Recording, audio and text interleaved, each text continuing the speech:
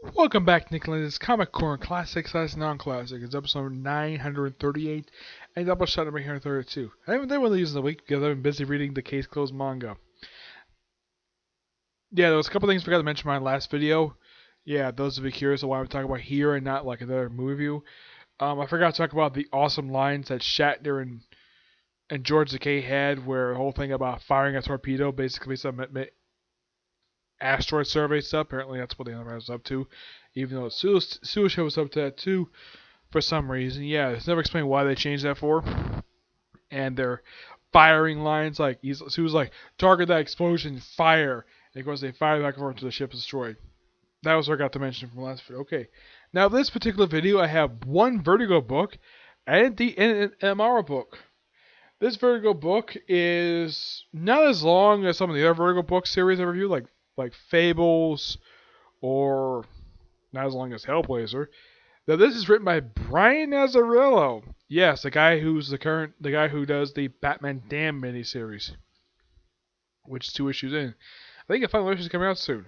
This is one of his not very well known series.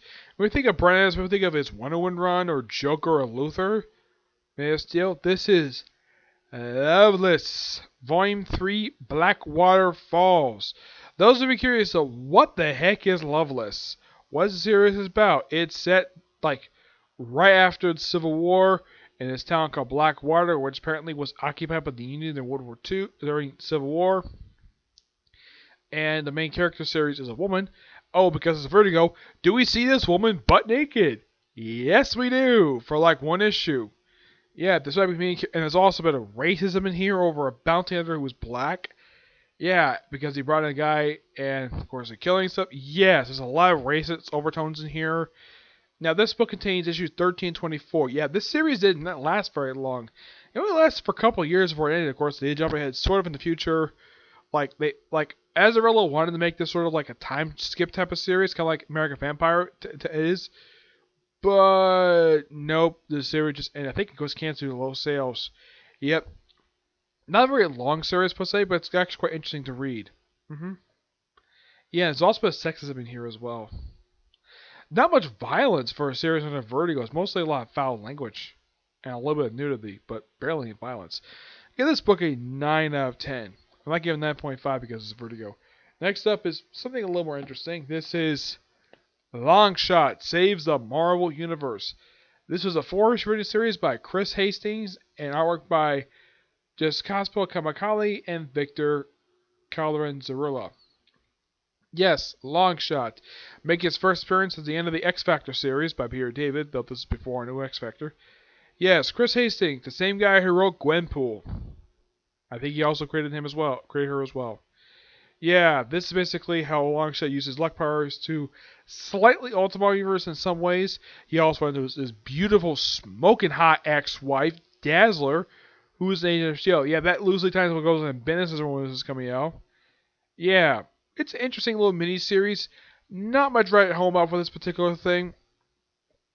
And he also is influenced by The In-Betweener. He's an old cosmic villain for the back in the 60s, pitch of Doctor Strange. Yeah, he loosely ties what goes on here, but not much. Apparently his luck powers are like luck powers. That's Domino suit power, not Longshots. Yeah. They mentioned his time with X Factor, with the X-Men, and with Mojo, and that's really it. Now, those of you curious though, does Mojo appear in this miniseries? Nope. This also by far is the first miniseries solo one for Longshot since the 1980s. Since his own first self-titled miniseries, which used him, Spyro Mojo, back in the 80s, written by Anna Sente. This is actually one of the few good characters she created. She's basically hit and miss for a lot of people, but not as much as Colin Bunn. Colin Bunn, for me, is definitely good rated, but yeah, Anna Sente tend to be a hit and miss, but yeah. This series is just okay, not bad, but okay. Not much to home about when it comes to this particular miniseries. I only got it because, well, I like the character Longshot. That's the gist of it.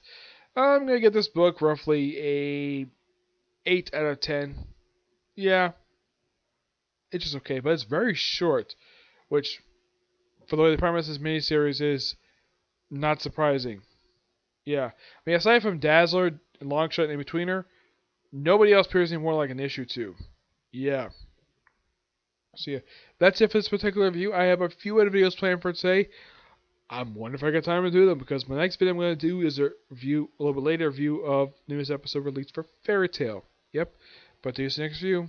Bye.